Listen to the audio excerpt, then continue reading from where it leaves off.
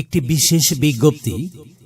বিশেষ বিজ্ঞপ্তি এত দ্বারা মাদলা ও খোট্টাপাড়া ইউনিয়নের সর্বসাধারণের অবগতির জন্য জানানো যাচ্ছে যে অগ্রণী ব্যাংক পিএলসি মাদলা শাখার সকল খেলাপি ও বকেয়া কৃষি ঋণ গ্রহীতাদের খেলাপি ও বকেয়া কৃষি ঋণ পরিশোধের সময়সীমা আগামী 30 ডিসেম্বর 2024 তারিখ পর্যন্ত বৃদ্ধি করা হয়েছে।